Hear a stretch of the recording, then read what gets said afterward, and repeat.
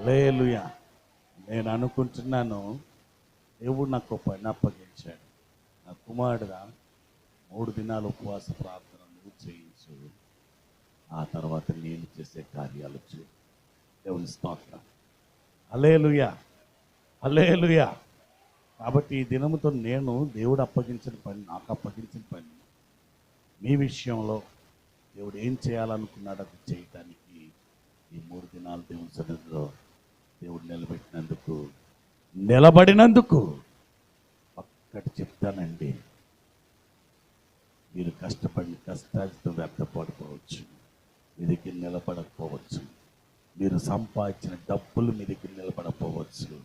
లేకపోతే మీరు ఇష్టపడి కొనుక్కున్న వస్తువా మీ దగ్గర పాడైపోవచ్చు. లేకపోతే మీరు ఎంతో ప్రేమగా ప్రేమ చూపించిన వ్యక్తి నిన్ను విడిచిపోవచ్చు. కానీ ఈ 3 దినాలు దేవుని సన్నిధిలో నిలిచిన వారికి రేపటి నుండి దేవుడి కార్యాలు చూడటం మాత్రం మర్చిపోరు. రేపటి నుండే దేవుడు తన కార్యాలు మొదలెడుతూ ఉన్నాడు. దేవుని స్తోత్రం చెప్పండి. హల్లెలూయా. అదేంటండి ఈ రోజు నుండి అనొచ్చు కదా? కాదు, ఈ 3 దినాలు మనం చేసే దాన్ని రేపటి నుండి మన జీవితంలో దేవుడు అనుకున్న దర్శనం, దేవుడు అనుకున్న మాట, దేవుడు అనుకున్న ఉద్దేశము దగ్గర తీసుకెళ్లేంత వరకు దేవుడు తన కార్యమును విడవక మనలను నడిపించునుగాక. ఆమేన్. హల్లెలూయా, హల్లెలూయా. నిజమే, మీరు చూస్తారు. నేను బైబిల్ పట్టుకొని ధైర్యంగా చెప్తున్నాను, మీరు చూస్తారు. ఆమేన్. ఇక్కడ నిలిచిన వారందరూ చూస్తారు. ఎస్, ధైర్యంగా చెప్పండి. నేను 3 దినాలు ప్రభు సన్నిధిలో నిలిచాను, దేవుడి కార్యాలు నేటి నుండి నేను చూస్తాను. ఎస్, గట్టి చెప్పండి, ఏం పర్లా. నిలవన వాళ్ళకి రాదు, నిలిచిన వాళ్ళకి బైబిల్ పట్టుకొని చెప్తున్నా, ఈ రోజు నుండి నీవు పొందవలసిన కార్యాలు నువ్వు పొందుదువు గాక. ఆమేన్. ఎందుకు తెలుసా? దేవుడకు మాట్లాడాడు, నేను మాట ఇస్తే మాట తప్పను. కానీ మాట వినేవాళ్ళు కాదు దేవుడికి కావాల్సింది, మాటను అనుసరించేవారు కావాలి. దేవుడి స్తోత్రం చెప్పండి. హల్లెలూయా. ఇప్పుడు ధైర్యంగా రొమ్ము విరిచి దేవుడిని అడగచ్చు. ప్రభువా నాకు ఎందుకు చెయ్యమని అడిగే హక్కు మీకు ఇచ్చాడు. దేవుని స్తోత్రం చెప్పండి. పక్కన వాళ్ళకి అప్రిషియేట్ చేయండి. ఈ రోజు నుండి దేవుని శోధించే అధికారం నీకు వచ్చిందని చెప్పండి. ఆమేన్. భుజం తట్టండి, భుజం తట్టండి, ఏం పర్లా. ఎందుకు తెలుసా? దేవుడు చెప్తున్నాడు, నాకిచ్చి నన్ను శోధించిన ఎడల పట్టజాలమైన విస్తారమైన దీవెనలు మీ మీద రొమ్మరిస్తానంటే డబ్బుల గురించి చెప్పలా, జబ్బులు పోగొడతానని చెప్పలా. దేవుడు ఒక మాట చెప్పాడు, పట్టజాలనంత విస్తారమైన. ఇక నువ్వు యెహోషాపాతు వెళ్ళాడు, దేవుని మాట విని చెప్పి అందరూ కూర్చున్నాడు దేవుని సన్నిధిలో. ఏం చేశాడండి? దేవుడి మాట చెప్పేంత, నువ్వు జీజోని మార్గం వెళ్ళు అని చెప్పేంత వరకు ఆ రాత్రి అంతా కూర్చున్నాడు. రాత్రి కూర్చున్నాడో పగలు కూర్చున్నాడో ఎన్ని రోజులు కూర్చున్నాడో తెలియదు. చెప్పేంతవరకు ఆ గోనె పట్ట కట్టుకొని కూర్చున్నాడు ఉపవాసం ఉండి. చెప్పాక వెళ్ళాడు దేనికి? యుద్ధం చేయడానికి, స్తుతించడానికి వెళ్ళాడు. స్తుతిస్తూ వెళ్ళాడు. అక్కడ వారికి ఇష్టమైనంత మట్టుకొని ఉంటుంది. అది చాలా ప్రాముఖ్యమైన పదం. ఏంటిది? ఇప్పుడు ఇక్కడ పెద్ద కుప్ప పోసారు, అన్ని రకాలు. నువ్వేం చేస్తావు? అన్నీ పట్టుకుపోతావా? పౌడర్ డబ్బాలు, సెంటు సీసాలు, ఇవన్నీ కుప్ప కింద పోసారు. కుప్పలో నీకు నచ్చింది తీసుకుపో, అన్నీ నీదే అన్నారు. అప్పుడు ఏం చేస్తావు? అందులో బెస్ట్. ఇప్పుడు యెహోషాపాతుతో వెళ్ళిన వారితో దేవుడు చెప్పాడు, అక్కడ కుప్పల బంగారము, వెండి, ఆహారము, ధనధాన్యము, సామాగ్రి అంత కుప్పలుగా ఉంటే నీ ఇష్టం అన్నాడు. నీ ఇష్టం అంటే వాళ్ళకి ఇష్టమైనవి ఏరుకోవడానికి 3 రోజులు పట్టింది. అంత 3 రోజులు పట్టిందంట. 3 రోజులు ఉపవాసం ఉంటే 3 రోజులు పట్టింది. ఏంటిది? అన్నీ కాదు, వారికి ఇష్టమైనంత వరకు. అంటే మేము ఇన్ని తీసుకెళ్ళగలము, కొంతమంది ఆతృతో తీసుకెళ్ళటానికి ఒక శక్తికి మించి కూడా భుజాల మీద వేసుకొని తాళ్ళు తీసుకెళ్ళాడు, ఏది అడ్డు పెట్టుకోవడానికి, అది నెత్తి మీద గంప కింద పెట్టుకొని వేసుకున్నాడు. బల్లను తీసుకెళ్ళాడు, అది మానేసి దండం కింద కట్టుకున్నాడు, అటు ఒకటి ఇటు ఒకటి మూట కట్టుకున్నాడు. అవునా? ఏమిటండి ఇవన్నీ కాకుండా యుద్ధానికి వెళ్ళారు, ఇవన్నీ కాకుండా ఇక చేతులకు వేసుకున్నాడు, మెడకేసుకున్నాడు, నడాన్ని కట్టుకున్నాడు లాక్కెళ్ళటానికి. మరి కొంతమంది ఇష్టమైనవన్నీ పట్టుకొని స్తుతిస్తూ, కొంతమంది ఆశ్చర్య అక్కడ ఉండిపోయారంట. ఉంటారు కదా అలాంటి వాళ్ళు కూడా. ఇవన్నీ ఎలా తీసుకెళ్ళా తెలియక అక్కడే ఉండిపోయి అక్కడే తిని అక్కడే ఉండటం నేర్చుకున్నారు కొంతమంది. కానీ తిరిగి వచ్చేవారు వారి ఇళ్ళకు వస్తున్నప్పుడు మేము ఎందుకు వెళ్ళలేకపోయామా? యెహోషాపాతు పిలిచినప్పుడు మేము ఎందుకు వెళ్ళలేకపోయామా? యెహోషాపాతు పిలిచినప్పుడు మేము ఎందుకు ఉపవాసం ఉండలేకపోయామా? యెహోషాపాతు వెళ్ళమన్నప్పుడు ఇటువంటి సంపద ఎందుకు తెచ్చుకోలేకపోయామా అని ఏడుస్తున్నప్పుడు వీళ్ళు అంటున్నారంటే, ఇదిగో నేను తెచ్చుకున్నట్టు కొంత తీసుకో. That is the love of God. ఈరోజు నేను ఒక మాట చెప్పగలను, మీరు మీకోసం కాదు, సంఘం అంతటి కోసం మీరు పోరాడారు, నిలిచారు. అందరికీ దీవెనలు ఇచ్చునుగాక, వచ్చిన వారిని ఆశీర్వదించునుగాక. ఏమిటండి ఇద్దరు సమానమేనా? చెప్పాలి, ఇద్దరు సమానమేనా? కాదు. యుద్ధంలో పోరాడేవాడు, ఇప్పుడు భారతదేశం తరఫున 11 మంది క్రికెట్ ఆడతారు, గెలిచింది ఎవరు? భారతదేశం, ఇండియా గెలిచింది. ఆ సంతోషం మనమంతా టీవీల ముందు కూర్చొని చప్పట్లు కొట్టుకుంటాం. కానీ గెలిపించింది వాళ్ళు కానీ వాళ్ళకి మనకి తేడా ఏం చెప్పాలి? వాళ్ళు కష్టపడి పోరాడినందుకు కోట్లు వస్తాయి, మనకు చప్పట్లు మిగులుతాయి.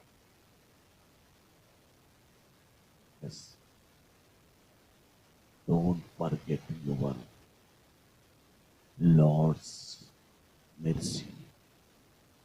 దేవుడి మహిమను కోల్పోవద్దు.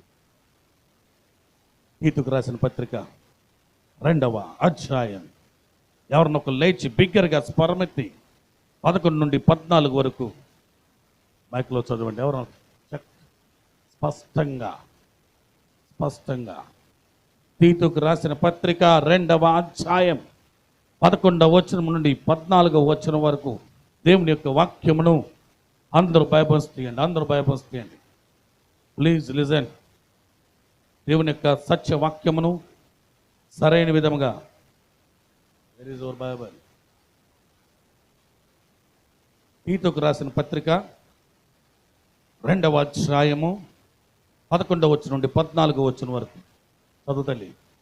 ఏలయనగా సమస్త మనుషులకు రక్షణకరమైన దేవుని కృప ప్రత్యక్షమై మనము భక్తిహీనతను, ఇహలోక సంబంధమైన దురాశలను విసర్జించి శుభప్రదమైన నిరీక్షణ నిమిత్తము, అనగా మన దేవుడును మన రక్షకుడు మహాదేవుడును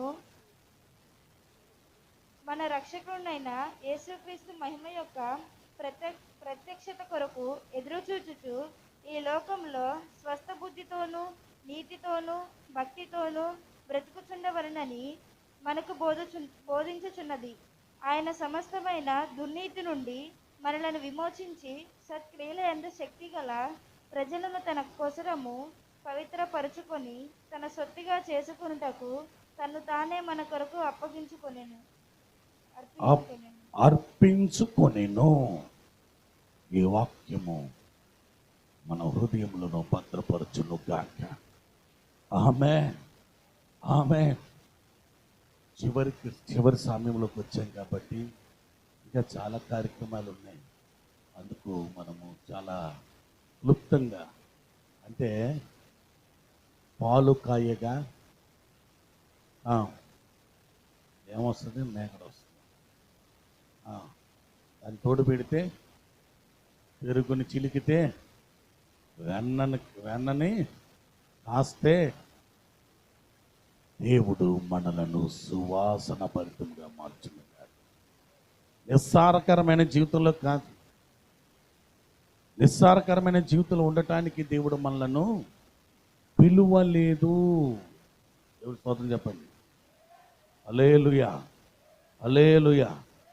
చాలా స్పష్టంగా నేను మరొకసారి వివరంగా క్లుప్తంగా దీని విషయంలో ఏంటి ఇన్ని వచ్చినా చదివించారు క్లుప్తం అంటున్నారా? నెయ్యి సువాసన బాగుంటుందో బాగుంటుంది, చాలా బాగుంటుంది. కానీ ఆ సువాసన మనకి మురికి వాసన ఉండకూడదు. మొదటి వచ్చి చదువుతాం. ఏలయనగా సమస్త మనుషులకు రక్షణకరమైన దేవుని కృప ప్రత్యక్షమై. దేవుని స్తోత్రం. ఏ కృప అంట? ఏ కృప? సమస్తమైన. ఒక్కలకే ఇద్దరికా చెప్పాలి? ఒక్కలకే ఇద్దరికా?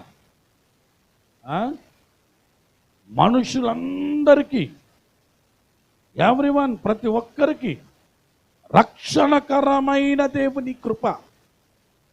అది అసలు కృప అంటే ఏమిటి చెప్పాలి? కృప అర్హత లేని వారికి అర్హత కలిగించుట. ఇంకా చెప్పాలి, మాట్లాడండి. మీకు తెలిసింది చెప్తే నేను మాకు తెలిసి నేను చెప్తా.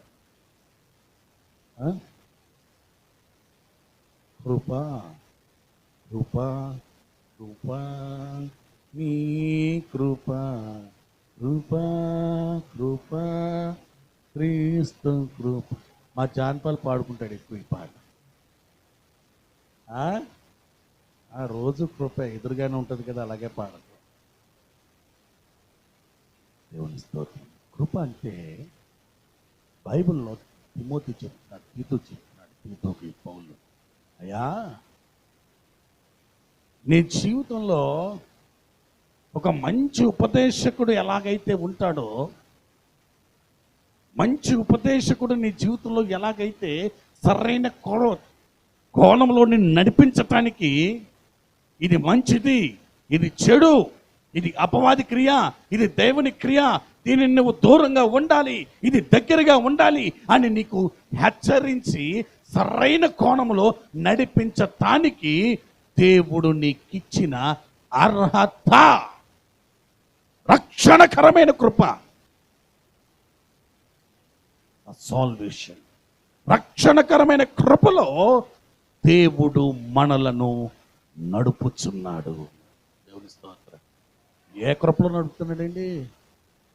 చాలా స్పష్టంగా అర్థం చేసుకోవాలి, చాలా స్పష్టంగా అర్థం చేసుకోవాలి. రక్షణకరమైన కృప. ఏ కృప? ఆ రక్షణకరమైన కృపకు ఒక రూపం కనుక ఉంటే ఆయన యేసుక్రీస్తు. ఆమేన్. ఎస్. సమస్త జనులకు అంటే సమస్త జనులకు అంటే అర్థం ఏంటో తెలుసా? రక్షించబడిన వారి గురించి మాట్లాడట్లే ఇక్కడ. దాసులకు, పేదలకు, స్త్రీలకు, పురుషులకు, యజమానులకు, అధికారులకు, ఎవ్రీవన్, ప్రతి ఒక్కరి గురించి దేవుడు చెప్తున్నాడు. నా కృప, రక్షణకరమైన కృప అందరికి ఇస్తున్నాను. కానీ ఈరోజు ఆ కృప చాలా చులకనైపోయింది. నిజమే, మెత్తగుంటే పోలీసులను కూడా తిరిగి కొడతారు. కొట్టరా? చెప్పాలి, కొడతారు కొట్టరా? పోలీసుడి కర్తవ్యం ఏంటి? తప్పు చేసిన కొట్టాలి. కానీ మొగమాట పడ్డాడు అనుకోండి, పోలీసుడి మీద తిరగబడతాడు. కానీ కృప ఇప్పుడు పరిస్థితి అట్టగే ఉంది. దేవుని కృప పరిస్థితి అట్టగే ఉంది. నీ జీవిత వ్యవస్థను సరిచేసేది దేవుని కృప. ఆ కృప కింద మనం ఉన్నాం. ఆ కృప దేవుని సన్నిధిలో నిలబడటానికి అర్హత కలిగించింది అనర్హులమైన మనకు. ఈరోజు మనిషికి చాలా అహంకారమైన అర్హత ఎక్కువ కనబడుతుంది. నేను దేంటో తక్కువ, నేను దేంటో తక్కువ, నేను ఎందుకు వినాలి, నేను ఎందుకు అందరి మాట వినాలి, నాకు తెలీదా, నేను ఎలాగ ఉండాలో తెలీదా? ఇంకొక మాట నేను చాలా స్పష్టంగా చెప్తున్నాను, నేను కరెక్టే, ఎవడు నాకు చెప్పాల్సిన అవసరంలా, నేను ఏ తప్పు చేయట్లేదు అంటే వాడిలో అపవాదే ఉన్నాడు నాకు.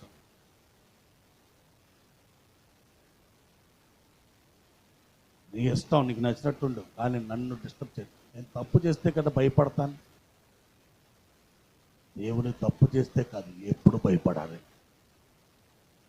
ఎందుకు తెలుసా? దేవుడు వదిలితే నీ పరిస్థితి ఏమిటి? నేను తప్పు చేస్తే భయపడతానండి, లేకపోతే నేను ఎవరికి భయపడను. నేను నా తప్పులు ఎంచొద్దు. నేను ఎంత పర్ఫెక్ట్ నాకు తెలీదా? నీలో ఉన్నది దేవుడు కాదు.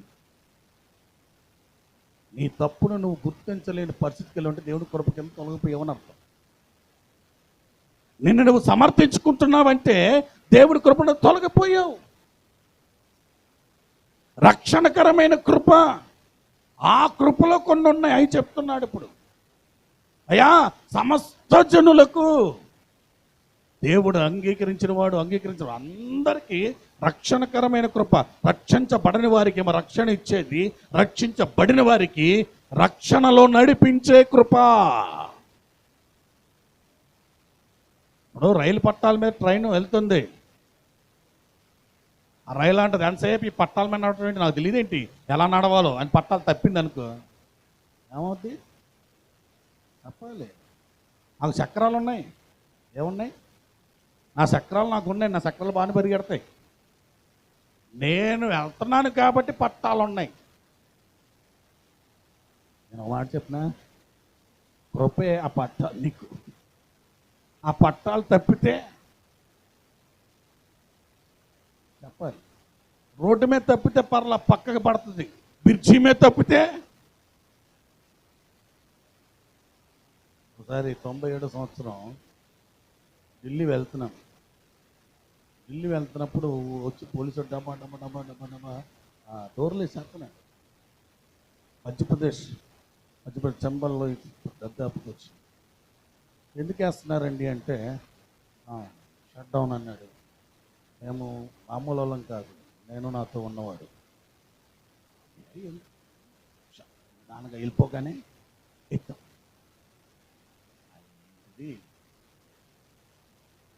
కిటికీ ఎత్తి చూస్తే గుండె జారిపోయింది. ఒకసారి ఏంటో తెలుసా, ట్రైన్ ఇలాగ అంతటుంది మాకు. మేము కరెక్ట్గా లోయ వైపే కూర్చున్నాం. అది ఇట్లా చూస్తే కనబట్టలేదు. ఇక మాకు చెమట పట్టేసి ఉన్న పొలంగా నాతో పాటు ఉన్న మా అరవింద్కి ఇద్దరు కూర్చొని చెమట పట్టేస్తున్నాయి. ఎందుకు తెలుసా, లోయ చూస్తే ఎలాగుందంటే, ట్రైన్ వెళ్తున్నాం ఊపు, ఆ ట్రైన్ ఊపు ఎలాగుందంటే ఇప్పుడు లోయలో పడిపోతే అమ్మని చెక్కని దించేసరికి ఆ సౌండ్కి వచ్చేటప్పుడు వచ్చి పైకి కోల్దియా అన్నాడు. ఎందుకు ఓపెన్ చేశారు కూర్చునే జగనకి అనగానే అన్నాడు, నువ్వు లోయ చూడటానికి కాదు, ఇది బందిపోట్ల ఏరియా, వచ్చారంటే నీకు అయిపోద్ది. నేను బయట నుండి గ్రిల్స్ పట్టుకుని ఏలాడుతూ నేను లాగుతారు, నీ చేతులే ఉంటుంది పట్టుకొని, చెయ్యి ఊడిపోయిన పట్టుకొని పోతారు.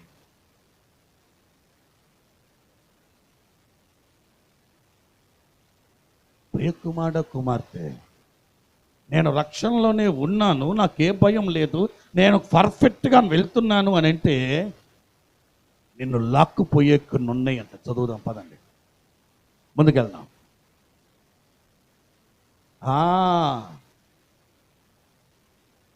ఏమిటంట, చెంబల్లోయలో దొంగలు లాంటి. ఏమిటది? ఏంటది? ఒకటేంటి, రెండోది ఏంటి? చాలు, ఈ రెండు చాలా. ఏంటది? మొదటిది ఏంటి? ఇదేంటండి? భక్తిహీనత ఏంటి? భక్తిహీనత అంటే అర్థం ఏంటి?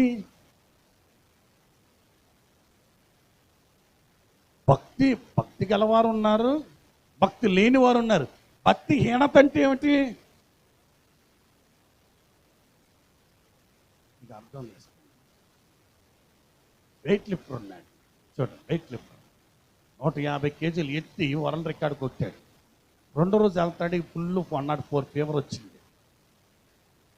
ఇప్పుడు ఎత్తడా? ఎందుకు ఎత్తలేడు? శక్తి ఉందా లేదా? అంతకుముందే కదా రికార్డుకి వచ్చాడు. ఇప్పుడు ఎత్తగలడా లేడా? ఇప్పుడు తన అందుకు అర్హుడా కాదా?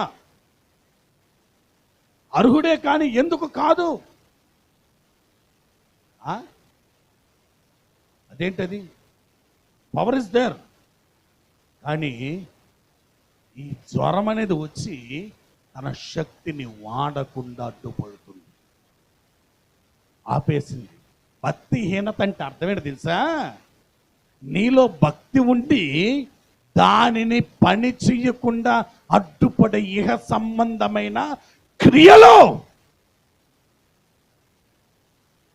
భక్తి చూపిస్తుంది, గెలుస్తాం. కానీ చూపించకుండా ఉంటే అపవాది గెలుస్తాడు. ఈ రోజున విశ్వాస జీవితంలో మనం బలమైన భక్తికరమై ఉన్నాం. భక్తి అంటే ఏమిటో ఒకసారి చదువుకుందాం. యాకోబు పత్రిక 1వ అధ్యాయం 17వ చివరి వచనం చదవండి ఒకసారి. యాకోబు పత్రిక 1వ అధ్యాయం చివరి వచనం 17, 27 త్వరగా. తండ్రి అయిన దేవుని ఎదుట పవిత్రమును నిష్కలంకమైన భక్తి ఏదనగా దిక్కులేని పిల్లల్ని, విధవరాలను, చాలా స్పష్టంగా ఒక విషయం ఇందాక బయట కూర్చొని నేను జాన్ పాల్ ఇంకొకరు ఎవరో ఉన్నారు, జాషువా, ముగ్గురు మాట్లాడుకుంటున్నాను. అంచె దినాలు వచ్చేస్తున్నాయి అని మాట్లాడుకుంటున్నాను. దాంట్లో నేను ఒక పదం చెప్పాను, ప్రేమ చల్లారిపోయింది. ప్రేమ లేదంటే మనకి, ప్రేమ లేదా? ప్రేమ చల్లారిపోయిందంటే అర్థం ఏంటి? వేడి నీళ్ళు చల్లారిపోయినట్టు అర్థమా? ఈరోజు క్రైస్తవుల్లో ప్రేమ చల్లారిపోయింది. కారణం ఏంటి తెలుసా? నీకు తెలుసు, నీతో ఉన్నవారు, నీలో ఉన్నవారు, నీ కుటుంబంలో ఉన్నవారు, నీ బంధువులు రక్షించబడకపోతే నిత్య నరకానికి పోతారు. తెలుసా తెలీదా? తెలుసా తెలీదా? తెలుసు. వారు నిత్య నరకానికి పోతారు, వాళ్ళు కొట్టబడతారు. లేకపోతే నీ ఇంట్లో ఉన్న వారే విశ్వాస జీవితంలో తొట్టెలుతున్నారు అంటే వాళ్ళు దేవుని చేత శిక్షించబడతారు. తెలుసు. కానీ ఏమంటావు తెలుసా? మా ప్రయత్నం ఏంటి, మేము ఏమో చెప్పాం, మా సాక్ష్యం చెప్పాం, చర్చికి రమ్మన్నాం, ప్రార్థన చేశాం, సువార్త ప్రకటిస్తున్నాం అని చెప్తున్నారు తప్ప నాలాగా వాళ్ళు కూడా దేవుని యొక్క రక్షణలో స్థిరంగా ఉండాలని ఉపవాసం ఉండి ప్రార్థన చేస్తున్నావా? నీలో ప్రేమ ఉందా? ఉందా? ఎంతసేపు భూమి మీద నువ్వు ఒక్కడివే కష్టపడుతున్నావు, నువ్వు ఒక్కదానివే కష్టపడుతున్నావు. 365 రోజులు, 10 సంవత్సరాలు, 20 సంవత్సరాలు, ప్రభువా నా సమస్య ఏంటి, నా సమస్య ఏంటి? దేవుడు చాలా స్పష్టంగా చెప్తున్నాడు, నేను నీ భారమును మోస్తున్నాను. నా భారము నువ్వు ఎందుకు మొయ్యు? నీలో నిజమైన దేవుని ప్రేమ ఉంటే నువ్వు సువార్త చెప్పాల్సిన అవసరంలా, సాక్ష్యం చెప్పాల్సిన అవసరంలా. నీ ఇంట్లో మోకాలేసి నీవు ప్రేమించి రక్షణ పొందని వారు లేదా రక్షించబడి తొట్టెలుతున్న వారి కొరకు కన్నీటితో నువ్వు ప్రార్థన చెయ్యటము ఎందుకు చేయటలా? మరి డబ్బాలు చెప్తాం ఏంటి తెలుసా? నేను అలాగా దేవుని పని చెయ్యని జీవితము నీరు లేని చెరువు లాంటిది. అదే భక్తిహీనత. నీ భక్తి ఉపయోగపడినప్పుడు, నీ భక్తి ఎదటి వారికి రక్షణ కొరకు. ఒక్క విషయం గుర్తుపెట్టుకోండి, హడ్సన్ టైలర్ అనే గొప్ప దైవజనుడు, నేను మిషనరీ కాను, లాయర్ అవుతానని 400 మైళ్ళు దూరం వెళ్ళిపోయాను. తల్లి కన్నీటితో ప్రార్థన చేయటం మొదలుపెట్టి,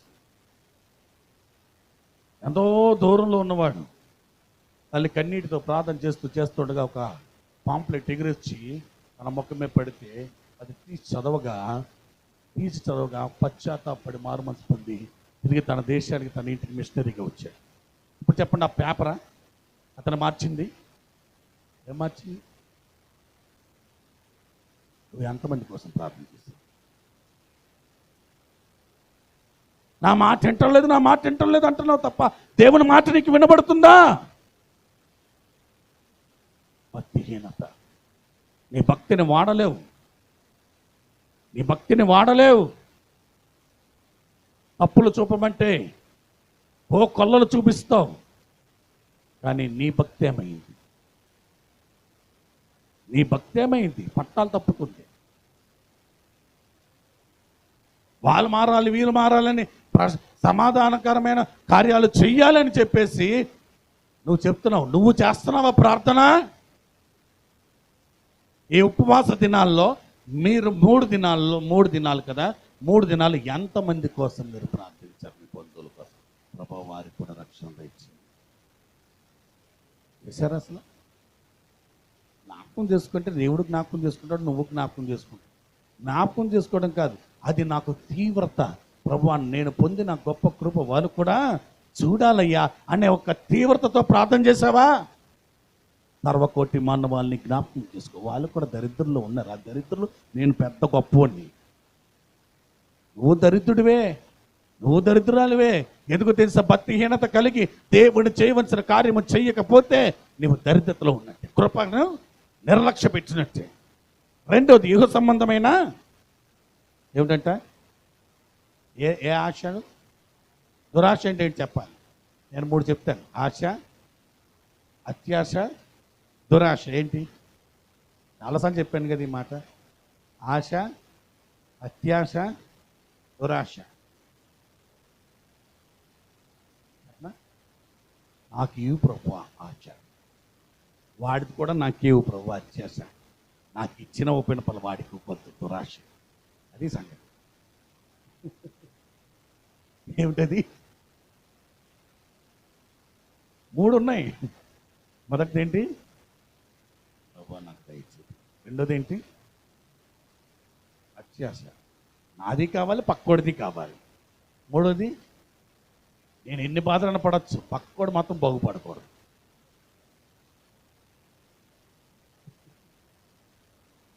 నాకు ఫ్రిడ్జ్ లేకపోయిన పనులు వాళ్ళ ఫ్రిడ్జ్ పాడైపోవును గాక. టప టప టప పేలిపోతాయి, ఫ్రిడ్జ్లన్నీ పేలిపోతాయి. ఇప్పుడు ఆలోచి నీకు చెప్పినప్పుడు ఎంత ఆనందం. నా ప్రార్థన దేవుడి అంత బాగా విన్నాడంటే, అబ్బా నా ప్రార్థనకి ఎంత సమాధానం ఇచ్చాడు. సమాధానం ఇచ్చింది దేవుడికి దెయ్యం. వాడు కూడా చెప్తాడు సమాధానం. చెప్పనుకున్నారా? నేను నిజంగా దేవుని బిడ్డనైతే నాకు అవమానం చేసిన వారికి కీడు కలుగునుగాక. వెంటనే కీడు కలుగుద్ది. ఎందుకంటే సార్ దెయ్యం చేస్తుంది, దేవుడు చేయడు. దేవుడు కీడు చేయడు. దేవుడు సరిచేసి నీ దగ్గర తీసుకొస్తాడు. ఏంటండి? దేవుడు సరిచేసి తీసుకొస్తాడు. దెయ్యం ఏం చేస్తుంది? ఎందుకు జరిగింది ప్రభు అంటే అప్పుడు సాతాను, నువ్వేగా కోరావు. దురాశ, దేవుని యొక్క కార్యాన్ని దొంగతనంగా దొంగిలించాలనుకోవటం దురాశ. అది అసలు విషయం చెప్తానండి. దురాశ అంటే ఏంటి తెలుసా? దొంగచాటుగా దేవుడి కార్యాన్ని దొంగిలించాలి. మొన్న కూడా చెప్పాను, గారడి సిమోన్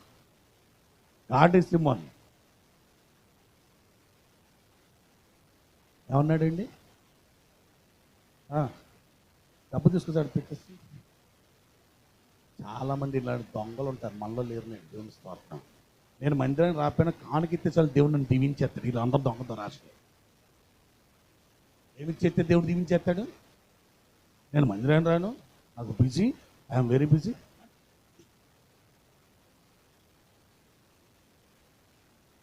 ఏ ఆశది చెప్పాలి?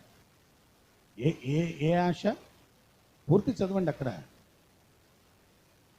కాదమ్మా, ముందు చదువు. ఇహలోక సంబంధమైన దురాశ. దేవుడు తన రక్షణకరమైన కృప ద్వారా ఇవ్వాలనుకుంటే శుభప్రదమైన నిరీక్షణ. దేవుని స్తోత్రం చెప్పండి. ఏ నిరీక్షణ? శుభప్రదమైన నిరీక్షణ. ఏమిటా నిరీక్షణ తెలుసా? నీ నిరీక్షణ నిన్ను సిగ్గుపరచనివ్వదు.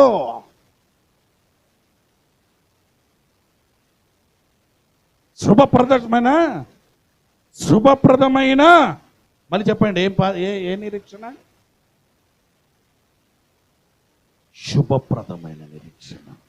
నీ నిరీక్షణ నిన్ను సిగ్గుపరచనవదు. అంటే ఎందుకు ఆ పదం వాడుతున్నాడు ప్రభు? ఎందుకు ఆ మాట చెప్తున్నాడు అని అంటే, చాలా చూడండి ఒకసారి రోమపత్రిక 5వ అధ్యాయము 3వ వచనం.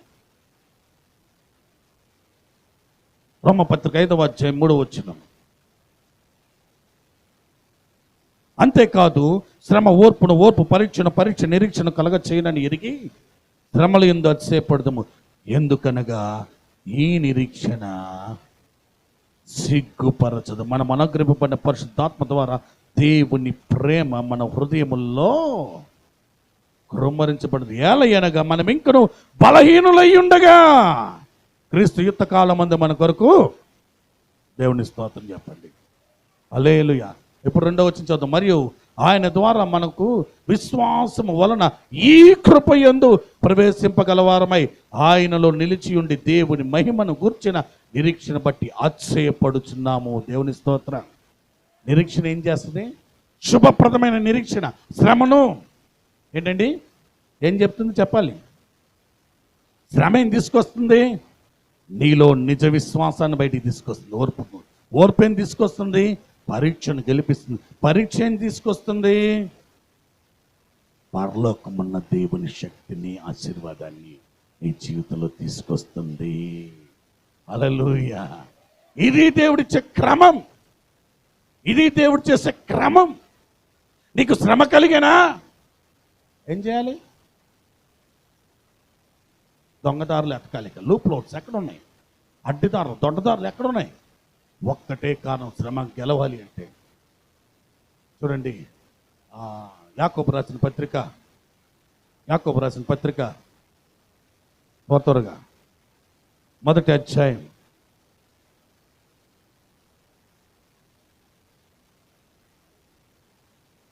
1 పేతురు రాసిన మొదటి పత్రిక 1వ అధ్యాయము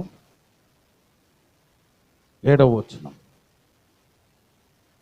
నచించిపోవు సువర్ణము అగ్ని పరీక్షల వలన శుద్ధపరచబడుతున్నది కదా, దానికంటే అమూల్యమైన మీ విశ్వాసము శోధనల చేత, దేని చేత? శోధనల చేత పరీక్షకు నిలిచినదై యేసుక్రీస్తు ప్రత్యక్షమైనప్పుడు మీకు మెప్పును, మహిమయు, ఘనతయు కలుగునుగా.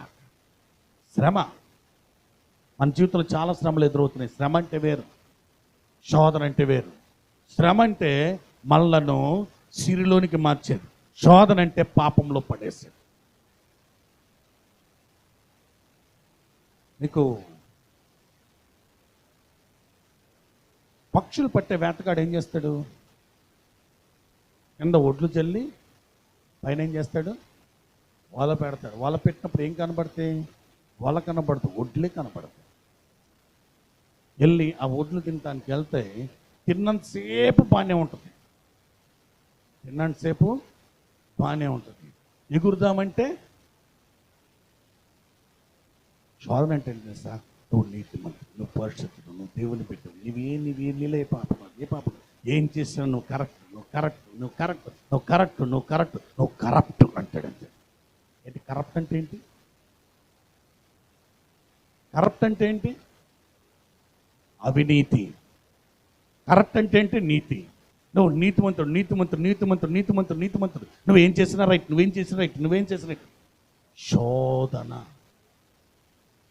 శోధన దేవునికి దూరంగా నువ్వు ఎక్కడున్నా, నేను నెల రోజులు దేవుని సన్నిధికి వెళ్ళకపోయినా దేవుని దగ్గర కరెక్ట్గానే ఉంటాను. అప్పుడు ఒక మాట చెప్పాలి, నెల రోజులు అన్నం తిన్నప్పుడు నేను బలంగా నిలబడతాను. అప్పుడే నువ్వు నిలబడతావు. ఎక్కడ? బెడ్ మీద. ఈ చేతికి వచ్చేలేను, ఈ చేతికి వచ్చేలేను చేసి నిలబడతావా? నిలబడతాను. ఈ సంకలు ఒకరు.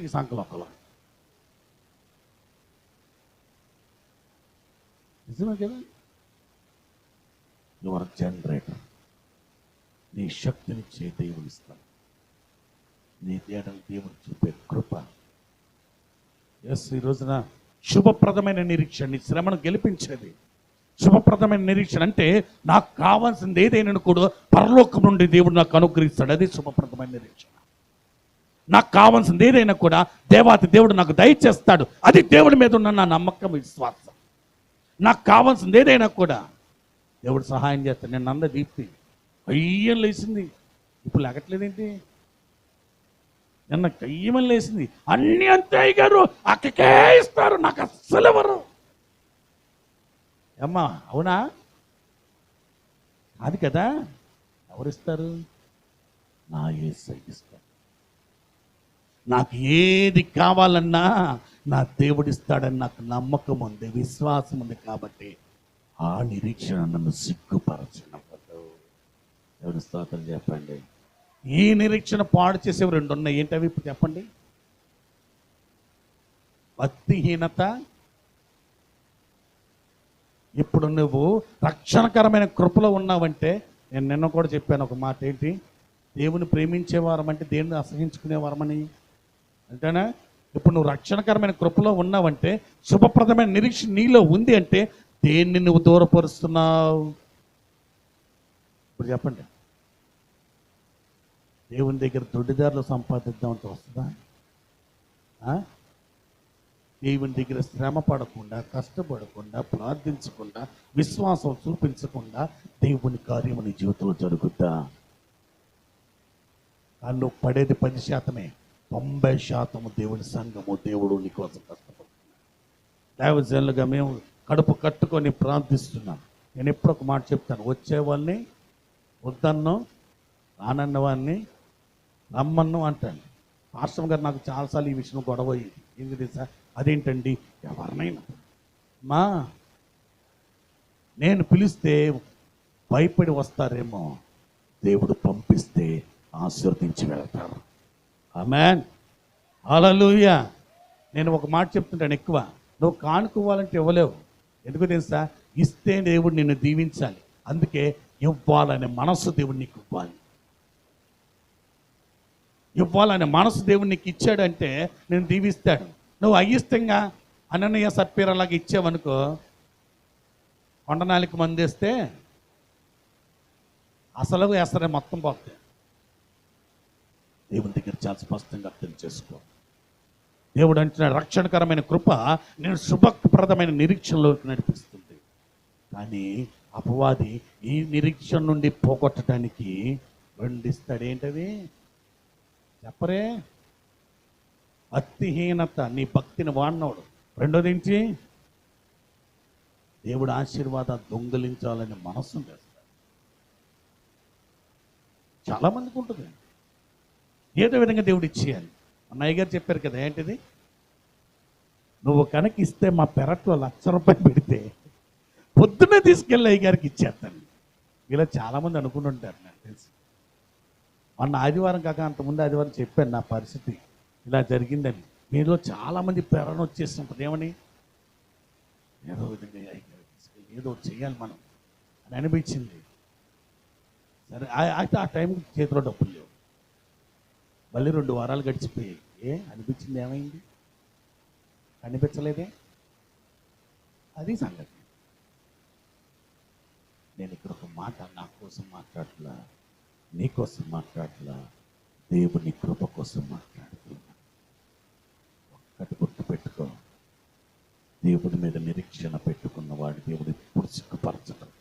ఆమేన్, హల్లెలూయా, హల్లెలూయా. కానీ దేవుడు నాకు ఏ కొరత చేయలేదు. ఈరోజు ఇవ్వలేదా?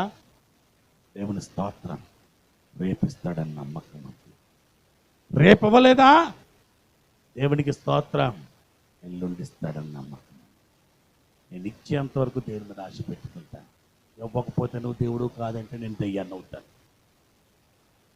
ఏమవుతానండి? చెప్పాలి మళ్ళీ. ఇవ్వకపోతే అట్టాడరే, దేవుడు దేవుడే అవుతాడు.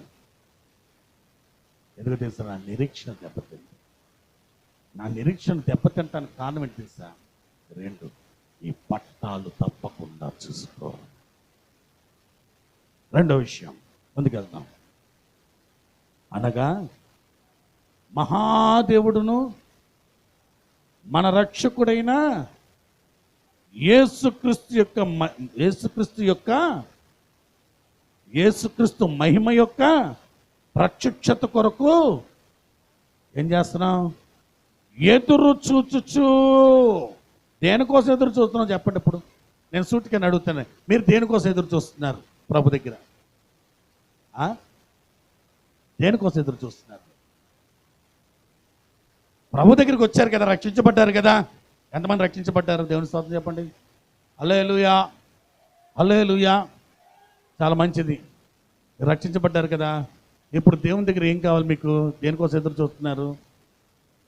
పరలోకమే ఆడండి. చేరాలనేనా తాపత్రయం, పరలోకమేనా అంతఃపురం, చేరాలనేనా తాపత్రయం. యేసుదేవరా కనికరించవా, దారి చూపవా. ఆమెన్. అయిపోయింది. అసలు మాట కోసం వచ్చేసాడు. యేసుదేవరా కనికరించవా, ఏ దారి చూపించాలి? గోదారా ఏంటి? పరలోకమే చేరాలనే. తర్వాత ఆశ ఉంది. ఎలాగెళ్ళాలి? మళ్ళీ ఇంకో పాట, ఆశ అయితే ఉంది నాలో, అందుకో లేకున్నాను నా యేసు నా చెయ్యి పట్టుకో. Second line.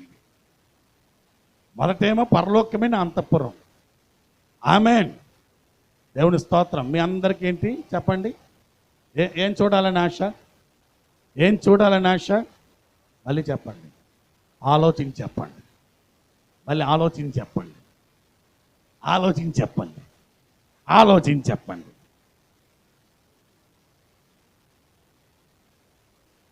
ఒక్క నిమిషం ఆలోచించుకున్నారు కదా. ఇప్పుడు అడుగుతాను, ఏం చూడాలని?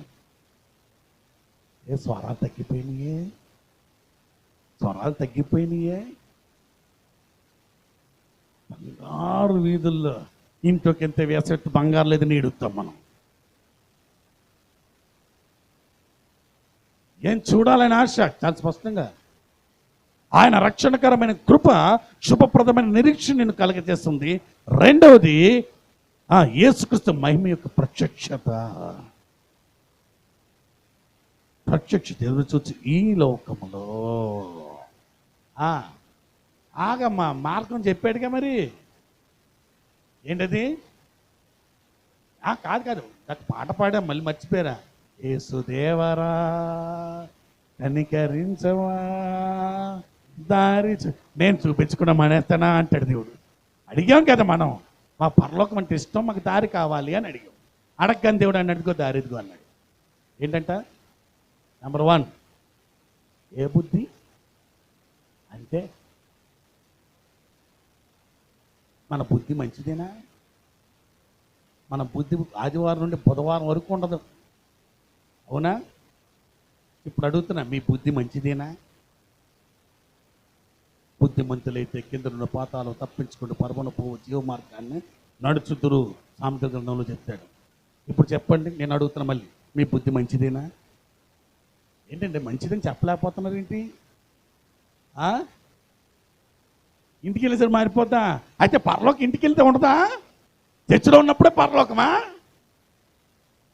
ఏం చెప్పరండి, ఇంటికి వెళ్ళగానే పరలోకం గుర్తురాదా? ఏ బుద్ధి అంటే మన బుద్ధి ఎలాంటిదో మనకు తెలుసు. ఒకరోజు ఒక అతను బాగా సవాల్ కట్టాడు. ఏమని తెలుసా? కుక్క తోకను వంకరను సాఫ్ చేస్తా. ఏం చెప్పాలి? చేస్తే కనుక నీకు 1,00,000 రూపాయలు ఇస్తాను. నేను కుక్కను తీసుకెళ్ళిపోయి నెల రోజుల తర్వాత వస్తా అన్నాడు. ఎన్ని రోజులు? నెల రోజుల తర్వాత ఇంటికి వెళ్ళగానే ఒక పని చేశాడు. ఏం చేశాడు తెలుసా? 4 చెక్క ముక్కలు తీసుకొచ్చి ఆ తోకకేసి కట్టేశాడు. తీలేదు. ఇక నెల రోజులు నెల రోజులు తీయకుండా అలాగ ఉంచేశాడు. ఉంచేసరికి అది సాపుగా ఉంది. ఎందుకు తెలుసా? ఈ నెల రోజులు ఏమైంది? దానికి అలవాటు అయిపోయింది. ఇక అసలు దాని తోక ఓపట్లేదు, అలా సాపుగా పెట్టుకుంది, అసలు కదంటలేదు. ఇక ఇక ఈ పందెం గెలిచినోడు పందెం పెట్టినోడు వచ్చాడు, చూసుకో అన్నాడు. ఎంత టెస్ట్ చేసినా, ఎన్ని ప్రయత్నం చేసినా ఆ తోక అది కదపట్లేదు. ఏంటి, ఏం చేశాడో అర్థం కావట్లా. ఎలాగా వెంటనే ఒక పని చేశాడు, జేబుల నుంచి బిస్కెట్ తీశాడు అన్నాడు. ఏం చేసింది అది? తిరిగిపోయింది. ఈరోజు వాక్యంతోనో లేకపోతే ఎలాగండి దేవుని సన్నిధిలో ఉంటాను, నేను లోకంలోకి ఎంత చెడిపోతాను కాబట్టి దేవుని సన్నిధిలోనే ఉంటాను, ఎప్పుడు ప్రార్థనలోనే ఉంటాను, తర్వాత ఎప్పుడు వాక్యంలోనే ఉంటాను, బయటకి ఎంత చెడిపోతా. అంటే నీ మనసు ఎక్కడ ఉంది? కట్టేసి ఉంటేనే ఉంటావు, లేకపోతే నేను దేవుని సన్నిధిలో ఉన్నప్పుడు బాగానే ఉంటానండి, ఇంటికి వెళ్తేనే వంకరైపోతుంది. మళ్ళీ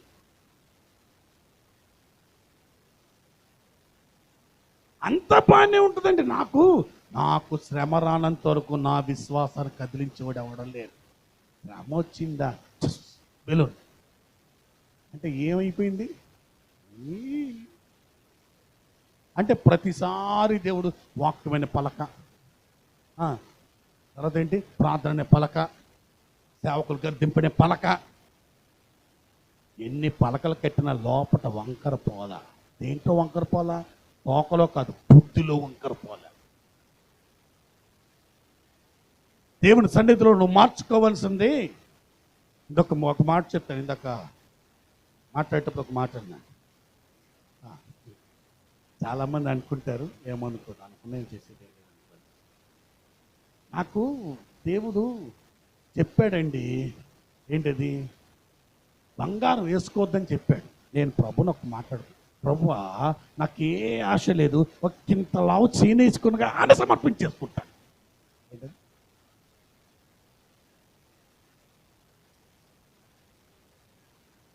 ఇంత లావు ఎక్కువద్దు, ఇంత లావు ఒక్కటేసుకున్న తర్వాత వెంటనే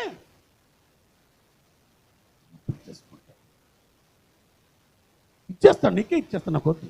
ఆ ఒక్క ఆశ. దేవుడేమన్నాడు? నాకు కావాలి, తీసే. ఏం చేస్తా? ఇప్పుడు ఒకవేళ నీ మాటే విని ఇంత లావు తీసాడు, ఇస్తావా నువ్వు? ఇప్పుడు ఏం చేస్తా? బేరలాటం. ప్రభువా ఈ లావు కాదు కానీ సమ్మ తీసుకుంటాను, నీకు సగం. నిజమైన సమర్పణ అంటే ఏమిటో తెలుసా? స్వస్థ బుద్ధి అంటే తెలుసా? నీకు ఎంత ఇష్టమైందని సరే దేవుడు చెబితే దాన్ని పూర్తిగా నీ నుండి తొలగించటము స్వస్థ బుద్ధి. హల్లెలూయా. మీకు ఈజీగా అర్థం అవ్వాలని చెప్తాను. దేవుడు చెప్తే చేయకపోతే చెప్తారు. షుగర్ పేషెంట్కి రహస్యంగా ఏంటది? రహస్యంగా 4 లడ్డూలు తినేసాడు. ఏమవుతుంది తెలియదుగా ఎవరికి. రోగం చెప్పేద్దా. బీపీ ఉన్నవాడికి అసలు కారం అంటే ఇష్టం లేదు, కాకపోతే మంచి గుడ్డు కారం వేసుకొని 2 ముద్దలు తినేసాడు రహస్యంగా. ఏమవుతుంది? నీ రోగం బయట పెట్టారు, నీ షుగర్ బయట పెట్టారు. అవునా? స్వస్థ బుద్ధి లేకపోతే నీ జీవితాన్ని బయట పెట్టేస్తుంది. జాగ్రత్త. దేవుని దగ్గర నీకు కావాల్సింది, దేవుని దగ్గర నీకు ఉండవలసింది స్వస్థ బుద్ధి. అంటే అయ్యా ఇంకొకసారికి లేకపోతే ఇంకొకసారికి లేకపోతే మరొక్కసారికి కాదు. దేవుడు ఎప్పుడైతే చెప్పాడో అప్పుడు నీ జీవితాన్ని పూర్తిగా దేవునికి సమర్పించుకొనుట. ఇది వద్దు, ఇది చెయ్యొద్దు, ఇది నీకు అవసరం లేదు అని దేవుడు చెప్పాడంటే అది నీకు లక్షల విలువ చేసేదైనా సరే నువ్వు పక్కన పెట్టుట, విడిచిపెట్టుట.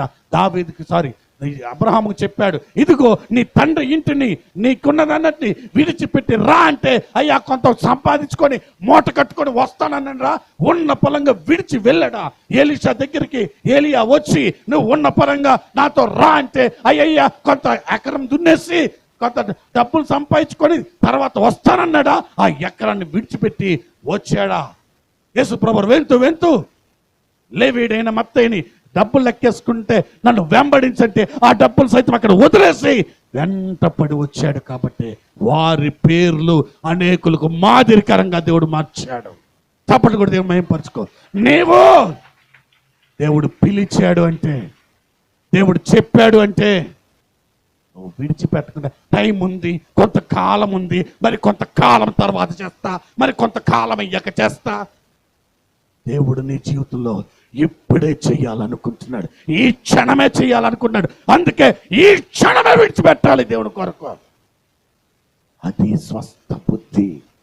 That is the way of haven.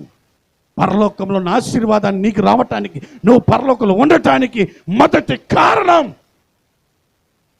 దేవుడు వద్దన్న దాన్ని విడిచిపెట్టడం నీకు రావాలి. అలా విడిచిపెట్టని వారు నాశనం అయిపోయిన వారు బైబిల్ అంటున్నారు. నిజమే. అననీయ సప్పీరా ఎందుకు మొత్తబడ్డారండి? డబ్బుల కోసమా? డబ్బుల కోసమా? ప్రభు దగ్గరికి వచ్చి, అయ్యా నాకు కొంత కావాలంటే ఇవ్వడా? ఏం చెప్పారు? ఎందుకు అబద్ధం చెప్పారు? వాళ్ళు పోషించాడు దేవుడు? కారణం అది కాదు. దేవుడు మరి నమ్మకం లేదా? అది కాదు. మరి ఎందుకు అబద్ధం ఆడారు? దేవుడి మీద విశ్వాసం లేదా? ఎవ్వరూ చెయ్యని పని ముందుకు వచ్చేసారు. వాళ్ళు చేశాక చాలా మంది వాళ్ళని ఆదర్శంగా తీసుకొని ముందుకు వచ్చిన వారు చాలా మంది ఉన్నారు. అని ఎందుకు చేయలే? ఎందుకు వాళ్ళు శిక్షించారు చెప్పండి? కారణం ఏమిటి? వారు చేసింది దేవునికి తెలుసని తెలిసి, వారు చేస్తున్న క్రియలు దేవుని తెలుసని తెలిసి దేవునినే మోసం చేయాలనుకున్నారు. ఊరుకుంటాడు దేవుడు? యేసయ్యను మోసం చేస్తే ఊరుకుంటాడేమో? దైవజనుని మోసం చేస్తే నమ్మకంగా ఉన్నాడని మోసం చేస్తే ఊరుకుంటాడేమో? సంఘాన్ని మోసం చేస్తే ఊరుకుంటాడేమో? పరిశుద్ధాత్మ పరిశీలించే పరిశుద్ధాత్మ దేవుడు నీ స్వస్థ బుద్ధిని ఎతుకుతూ ఉన్నాడు. దానిలో నువ్వు విడిచిన దాన్ని తిరిగి వెళుతున్నావు అంటే పరిశుద్ధాత్మ దేవుడు ఊరుకుంటాడు అనుకున్నావా? నీ ఆత్మీయ జీవితం నుంచి తొలగిపోతే నువ్వు చచ్చిన వారితో సమానమే.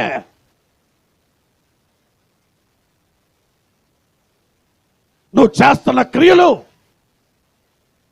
పరిశుద్ధాత్మ దేవుడు చూస్తున్నాడు. ఆయన కనుక నీ నుంచి తొలగిపోతే నువ్వు బ్రతుకున్న చచ్చిన వారితో సమానం. జాగ్రత్త. అందుకే పరలోకాన్ని తీసుకెళ్లే మార్గము స్వస్థ బుద్ధి. స్వస్థ బుద్ధి అంటే ఏంటి ఇప్పుడు చెప్పండి? దేవుని దగ్గర విడిచిపెట్టి మళ్ళీ తెచ్చుకుంటావా? వద్దని చెప్పి మళ్ళీ చేస్తావా? నీ శ్రమ కారణం అది కదా? నీ శ్రమ కారణం అదే కదా? నువ్వు వద్దన్న వ్యాపారమే చేస్తున్నావు, వద్దన్న పనే చేస్తున్నావు, వద్దన్న ఆలోచిస్తున్నావు, వద్దని దేవుడు చెప్పిన దానిని పదే పదే చేయటానికి ప్రయత్నిస్తున్నావు. కాబట్టే నీ జీవితంలో వంకర జీవితం అయిపోయింది.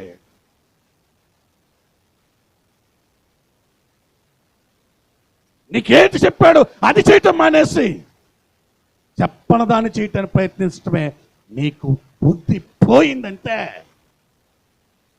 వెంటనే పరిశుద్ధాత్మ దేవుడు నీలోంచి పోతాడు బయటికి. ఏం మిగులుద్ది? గొడ్డలికి పొదునెక్కిన పిడి లేకపోతే కర్ర ఉండి ప్రయోజనం లేదు. నువ్వు నడవలసిన త్రోవలు ఎవరు నడిపిస్తారు?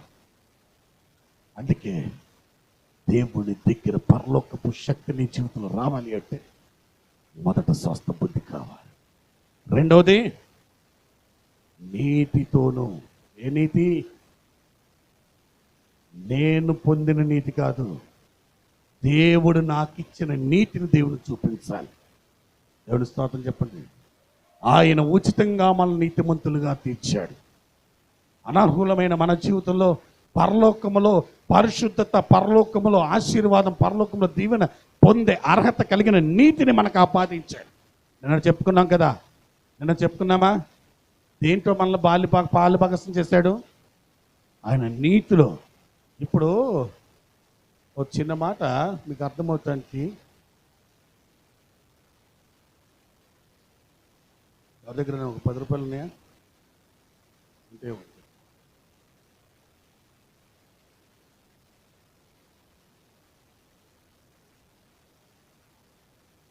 ఇది ఎవరిది? ఇదేనా? ఇది నాకు ఇచ్చేసావు. నాకు ఇచ్చావా ఇవ్వలేదా? ఇచ్చావా ఇవ్వలేదా? అడిగాను, సరే ఇచ్చావా ఇవ్వలేదా? ఇస్తే నాదవుతుంది, ఇవ్వకపోతే నీదవుతుంది. చెప్పు. ఇచ్చానంటేనే మాట్లాడతా, లేకపోతే మళ్ళీ తిరిగి ఇచ్చేస్తాను. ఓకే, ఇప్పుడు ఇది సౌజన్య నాకు ఇది ఇచ్చు, ఇది నాదా కాదా? నాకు ఇచ్చేసింది కదా, అవునా? ఇది నాకు ఇచ్చేసి నాదా కాదా? కాదా? దీన్ని నేను ఏదైనా చేసుకున్నా ఉందా లేదా? ఉందా లేదా?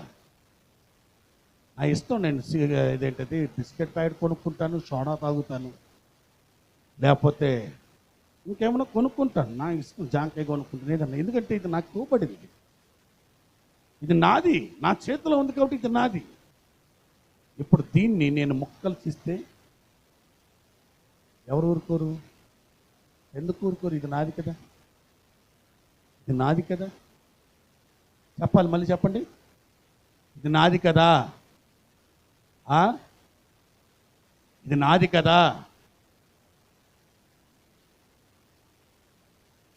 అంతేనా? వాడుకోవటానికి ఇచ్చాడు, దీన్ని నాశనం చేసే హక్కు నాకుందా? ఉందా? లేదు కదా.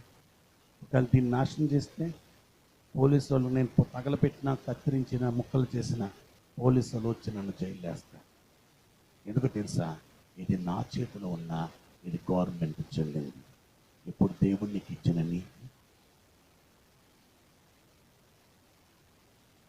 నేను నీతిమంతుడును, నీతిమంతురాలను, నేను పాపం చేయనా అంతాక నన్ను ఇసుకించబాక.